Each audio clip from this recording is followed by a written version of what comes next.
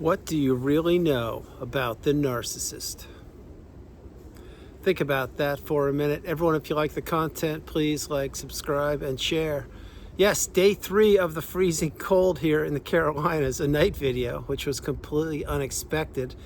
I may be fumbling through some of my words again because it is below 30 degrees and I am freezing. Having said that, what did you really know about the narcissist? I'll tell you, the first thing you really knew is that they were not who you thought they were. Now remember, when you were with the narcissist, you may have been up close with them physically, personally. Maybe you're in a car driving, maybe you're on the couch, maybe you're grabbing dinner or in the same household, but you didn't know where their mind was, and you didn't know that narcissism existed, and you didn't know such things, such behaviors as triangulation took place, or gaslighting, or the intentional argument, or walking 30 feet in front of you, or hanging up on you, or the texting games of the narcissist, the waiting games of the narcissist, the pining games. You didn't even know what the silent treatment was. Now, unfortunately, you know all of those and probably so many more nuances to humanity, some nuances to narcissism, to empathy, and to who you really are. Remember, you had to lose yourself to find yourself. When I say that, and I've said it for 5 years in videos, it means that the narcissist knew who you were long before you knew who you were. And they twisted your life around, they turned you upside down, they had you become an indentured servant, the walking apology, the walking ATM, the walking billboard for themselves. And you were doing everything you possibly could to stay in an unfixable relationship. You were trying to fix the relationship. The narcissist was trying to break it over and over and over again. Specifically, once they knew they had their dirty fangs sunken into you, post love bomb / euphoric stage. Now what all that means is, once they knew they had you, once they knew you were committed, maybe you married them or had children with them, or you relocated or went into business or told them you loved them, or put a roof over their head, or put their name under the loan even though you had to pay it off, etc. Once that happened, that's when something pivotal changed. And what changed there is the narcissist didn't have to wear the mask nearly as much as they were wearing it once they got what they wanted. You see, once they get what they want, then it is game, set, match, advantage narcissist. Until when? That's right, until it isn't. Until you finally get the message, you go no contact. You block that person, you delete them, you remove them and all flying monkeys and people associated with them. If you've done it, you know what I'm talking about. If you haven't, you will in the future, because there are many avenues to healing, but one avenue that we all must take if we have the means to do so is to block the narcissist. Yes, it will sting. Yes, it will hurt. Yes, it will be uncharted territory for you.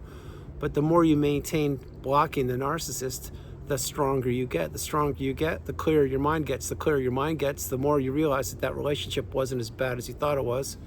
It was worse. Now, having said all these things, what did you really know about the narcissist?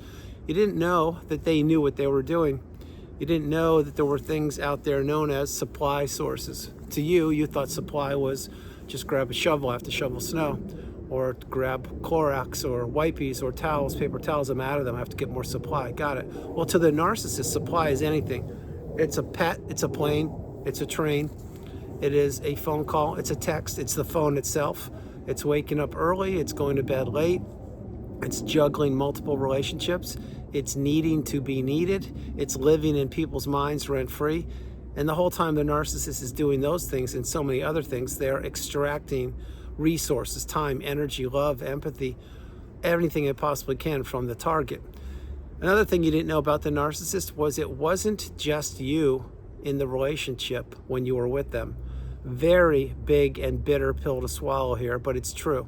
So let's say, as an example, you married the narcissist. Well, when you took your wedding vows, you walked down the aisle and you were proud and you were excited and you were committed and you couldn't wait to live happily ever after with the white picket fence and the Disney-esque movie. Guilty as charged here. Well, that's not what the narcissist saw. What they saw was an audience in all the pews or in all the chairs that were seated for all the people to participate or view the wedding. They were looking at all those people as supply, and then what the narcissist was doing was counting all the gifts they would be getting, not you. They were counting all the money they would receive, or all the trips, or all the china, or the silverware, or whatever people gift these days. And what they were doing when they said, I do to you, is they were saying, yes, I do marry you, and I am making a vow to abuse you for as long as you will stay in the narcissistic relationship with me. You see, now you are mine, and the ring on our fingers, mine, I will take off whenever I want to, and I'll act single to triangulate you and to cheat on you and to make you pay the price for marrying me. But to you, you're going to wear that ring. And what that ring is going to be, it's going to be a remote control that reminds you that I own you. Now, that's a very difficult pill to swallow. You may not agree with it, but it's true. What does the wedding ring mean to the narcissist? It means nothing to them other than that they can blend in with society and they make it appear like they fit in and they can have a family or they can have kids or they can have the white picket fence. In real life, the narcissist knows it's nothing but a sham. It's nothing but a mirage. It's nothing but a house of cards. It's a relationship that was built on no foundation on the behalf of the narcissist. So the wedding vows to the narcissist, all it meant was it's a license to abuse. They did not ever love you. If you think they did, you really need to think again. They don't love anybody. They don't love their own kids, their own stepkids. They don't love their siblings, their parents. They didn't love any other source of supply, and they didn't love you. Tough pill, but it's true. On top of that, the narcissist has no empathy. On top of that, the narcissist is lazy, they're weak, they're anxiety riddled, they're cowards, and they're bullies, and the narcissist needs people to do things for them. These are more things that you didn't know about the narcissist. Another big pill is you didn't know that your relationship with the narcissist was going to have an expiration date. Yes, they all have an expiration date, each and every narcissistic relationship. Some last a few minutes, some a few hours, days, weeks, months, years, decades. Some last a whole lifetime. But eventually, that relationship breaks over and over and over again. And there are only 3 types of people that were ever in a narcissistic relationship. One is a person who stays in it because they're so beaten down and it's familiar to them and they don't think that there's light at the end of the tunnel. In other words, they don't think there'll be better days ahead, and they're so beaten down and abused by the partner. Let's say it's a couple, a married couple. It doesn't have to be, but say it is. Well, they're just so broken and beaten down, they don't even have a voice. They just literally became the unpaid helper, the walking apology, the person who pays the bills and does everything, but they don't have a voice. They can do nothing. They're subservient. They are beaten down. That's one person. Another person who is in the narcissistic abusive cycle is a person who has been in it and is out, and that person perhaps hasn't healed yet. That's the majority of people. They're out, but they didn't crack the code. They didn't figure out what narcissism is. They didn't find that needle in a haystack, and those people are blaming themselves. They're probably still connected to the narcissist on multiple avenues, and they're still thinking that the narcissist still loved them or cared about them. And again, that's not a good spot. That's not the spot you want to be in, either of those 2 spots, but you are in one of those for a period of time, I can assure you. The third person who was in the narcissistic abusive cycle relationship is somebody like myself or you. You were in it, you are out of it, you've healed or you are healing, and now you understand so much more about narcissism, empathy, humanity, mindset, energy. You're learning an awful lot about how people behave and what should be tolerated and what shouldn't be tolerated. So those are 3 examples. But you didn't know these things. Another thing you didn't know about the narcissist was that they were going to have so many different types of hobbies, so many different types of things they wanted to get involved with. It was almost as if, remember in the old days, used to be a thing called the Book of the Month Club, or the Wine of the Month Club, or whatever it was of the month club. Well, that meant every month you got a new, let's say, book, and you had to read it, or you should have read it, whatever. Well, the narcissist does that with hobbies and with people, but I'm referring to hobbies here. Example, one month, maybe they were into swimming and they want to go swimming all the time. They bought all the latest gear and the head cap and the goggles and everything. Well, the next month they didn't want to go swimming. They want to go biking. All right, well, they got all the bike gear and all the fancy shoes and all the Italian gear and all that, whatever it is. Great. Next month, what do they want to do? Oh, next month they want to go kayaking. Next month they want to get into horticulture. The next month, what do they want to do? They want to start a business. You see, the narcissist can't sit still, and they're always on the go, go, go. They're always looking for the next new shiny object. They're always looking for the next new thing. And with hobbies, it's no different. So you didn't realize that you would be spending so much of your time and money investing in their hobbies, and you would not be doing that with yourself. Remember, when you become a part of a narcissistic relationship, and you should know this by now, you lose your identity to the person. You become a shell of yourself. You become an extension of them, and all of your hobbies go out the window. You may still have the gear, and you may still have the paddleboard, the kayak, and the pickleball, and the golf clubs, and tennis rackets, and all that, but you didn't use them. Why? Because all that time and energy you used to be participating in your hobbies, that needed to go into the narcissist. You needed to be there for them to the detriment of yourself. But you didn't know that back then. You didn't realize that your whole world was going to be dropped on its head. You didn't realize that you wouldn't be participating in many hobbies as you did in the past. Another thing you didn't realize about the narcissist is that they most likely were going to make your health not as strong or as vital as it used to be. Because when you're in the proximity of the narcissist, all of our health takes a hit. Mine was no different with the detached retina and other problems, or concerns, I should say. But the weight of the narcissistic relationship, it is monumental. And all the weight of that relationship is dumped on one person's shoulders, which in this case was you. This is why you neglected going to the doctor. This is why you neglected getting the checkups. This is why perhaps you neglected going to the dentist, or going for the physical, or getting your blood pressure taken. This is why you developed rashes. This is why you developed skin concerns. This is why you were sleep deprived. This is why you weren't eating properly, or you were overeating, or you weren't eating healthy food. You were eating processed food. Your health took a hit left, right, and center. Now you may say, well, not really, my health is fine. Well, I will just say this. If you made it out unscathed in the health department, you are a very, and I mean very, fortunate person.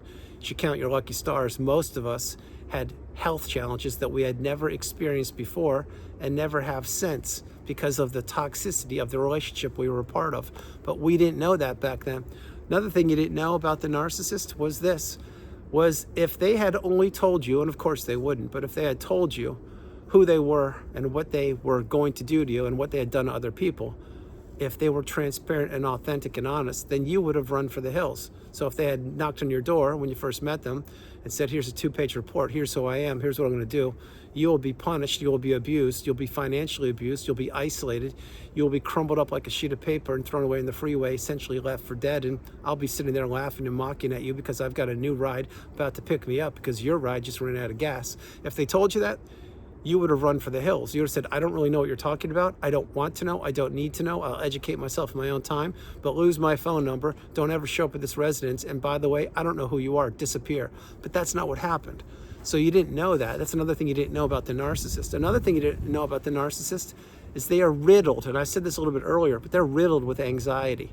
They're always on the go. The reason why they're on the go is because they need distractions. They need drama. They need disruption.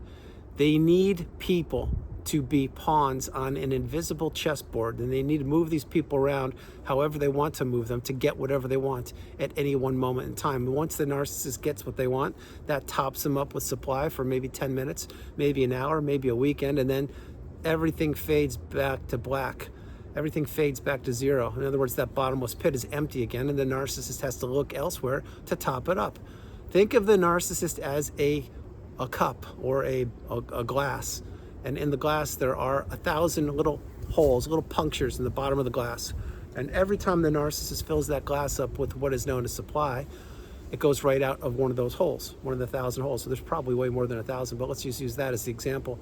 That means that cup can never be filled permanently. It means that the cup can never overflow because there are all the holes. And that means the narcissist is never going to be loyal to anybody, which is why I suppose I use the number 1,000, because they probably have more than 1,000 different supply sources. And you may say, how is that possible? Well, ding, ding, ding, social media. Think about it. If the narcissist is crawling all over social media, and they are, and let's say they have 10,000 followers or 20,000 followers or whatever, maybe they're bots, maybe they bought them, maybe they're legit, I don't know, I don't care. Well, that's an audience. And if the narcissist splashes up a selfie with using 30 different filters of themselves going to the Himalayas when they've never left their town in 35, 40 years, well, that could be supply. And maybe some of those people that they have lathered up on social media are believing the false narrative. So there's your example. The more I think about it, probably 1,000 is too low. It's probably more like 10,000. But anyway, you cut it. These are things you didn't know about the narcissist. And the narcissist did their best to make sure you never figured them out. Another one, discard. If you were discarded, my heart goes out to you. If you were in the relationship, my heart goes out to you. If you ended it yourself, my heart goes out to you. I wish you were never in the narcissistic abusive cycle. Then again, I wish I wasn't either, but I was and you were. So we're discussing it. We're paying it forward. But you didn't know what the discard was. You thought discard was when you were playing poker and you just said, hey, I'm going to put 2 cards down on the table. Give me 2 more. I'm going for the straight flush, or I'm going for the royal flush. Give me 2 cards. Well, that's what a discard is in poker. In real life, a discard is when somebody throws away the best thing they will ever have, which was you. And it also means that the narcissist was trying to twist the knife in you as deep as possible, which was me and probably was you, which tells me, and I'm telling you firsthand, that the narcissist didn't think you would A, exist, B, make it, C, figure out what narcissism was, but D, above all for this video, rise through the ashes like a phoenix and put yourself back together, dust yourself off by the bootstraps and heal properly. That's what you've done. So why I mentioned the discard, and I'll get ready to close the video because it is freezing here, is the discard. You were living your life and you were trying to fix an unfixable relationship. You were trying to patch up all the holes the narcissist was puncturing in the boat that you were steering and driving. They also were cheating on you. They were lying to you. They were stealing your money, your energy, your time, your purpose, your relationships, your health, and more. And the whole time they were doing that, they were peppering you with abuse so you could never get your bearings, which is why you were walking around on eggshells, which is why you could never ever come up from being trapped underneath that water of abuse, that ocean of abuse, to catch your breath, because they didn't want you to catch your breath, because this is one of the main reasons why they isolated you from people. If you could communicate with healthy people who cared about you, then you could get a different perspective that perhaps the person you're considering, yes, the narcissist, was in fact a narcissist. That's why the narcissist never wanted you to be with your friends or family, etc., because they didn't want a voice of reason to pop into your mind and question who they really were. See where I'm going with all this? You're getting it. You should play this video and play it a few times. Understand a few things. The discard was intentional. It was deliberate. It was meant to twist the knife in you as deep as possible. And it was meant to have the narcissist. This is what the narcissist was thinking. They probably gave you a smirk, laughed, dragged out the legal system, the court custody, the 401k, the child custody, and the assets, and the selling of the houses and all those things. And they probably said, yeah, I just took you for all you're worth. Good luck rebuilding now. You're not going to make it. That's what they were thinking, because that's what had happened with other people that they had been in relationships with in the past, but you're different.